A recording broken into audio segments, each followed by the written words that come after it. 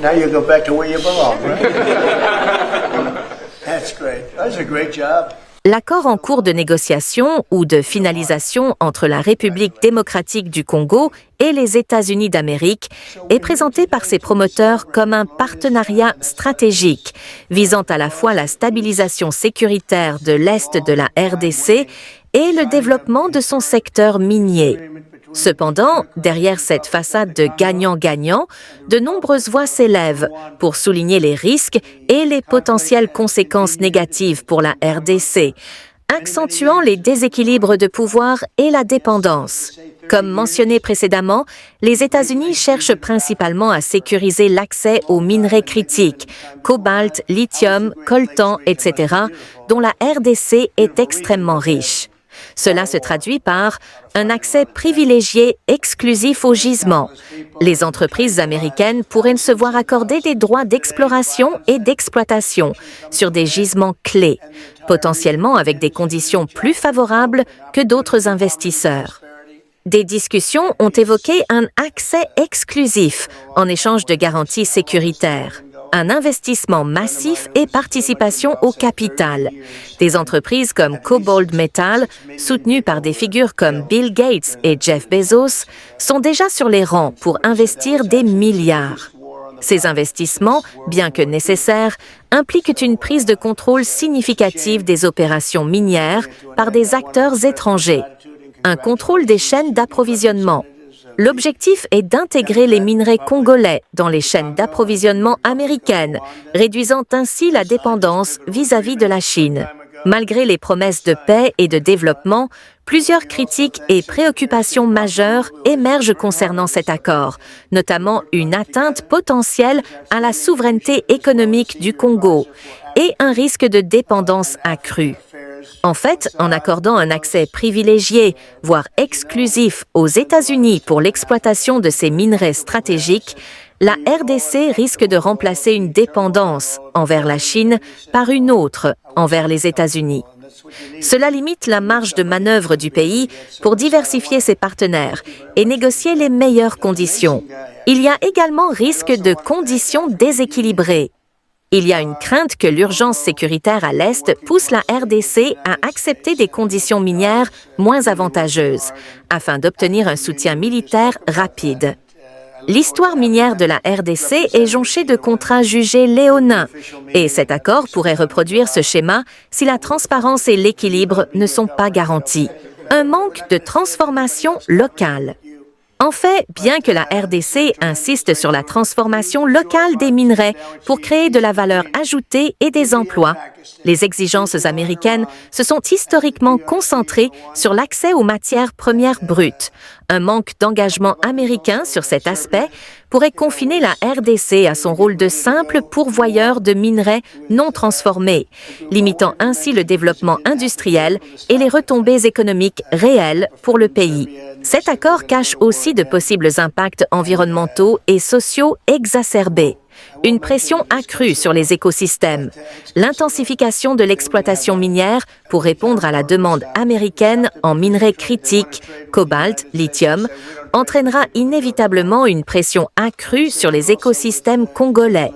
Cela inclut la déforestation, la pollution des sols et des eaux par l'utilisation de produits chimiques toxiques et la destruction de la biodiversité.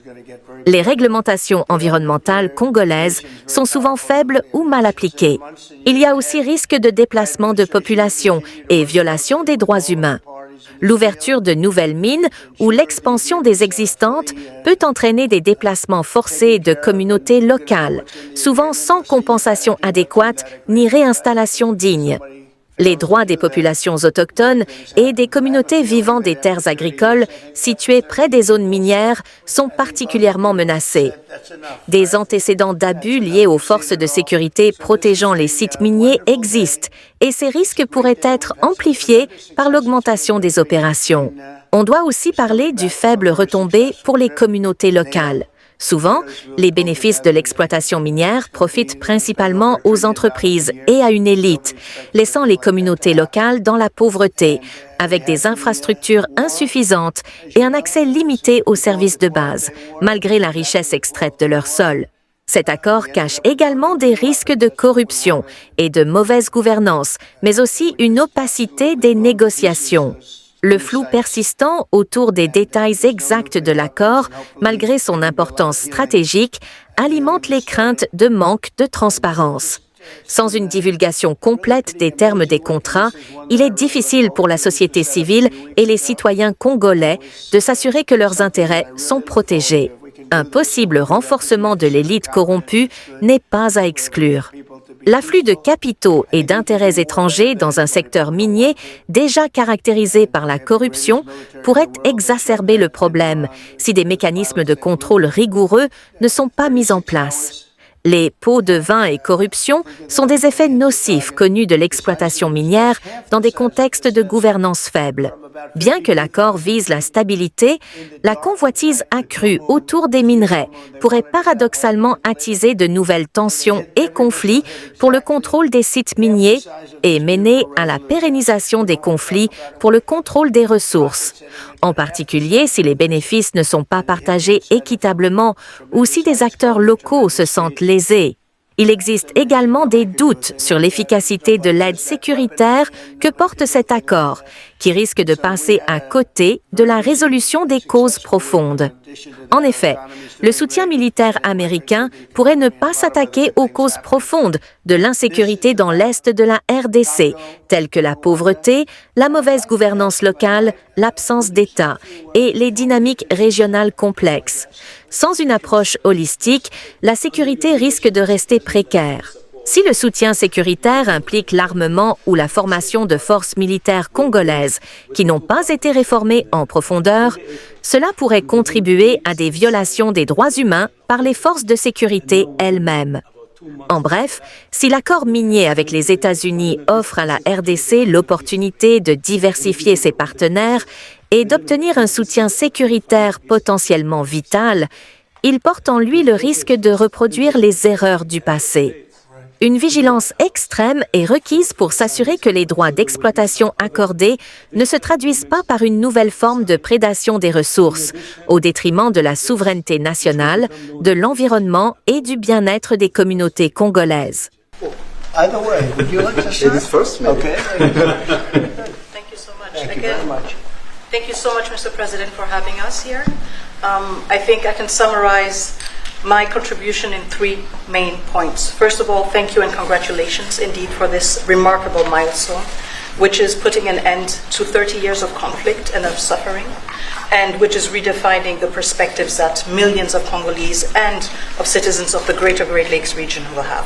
The second point is stay committed, stay on board.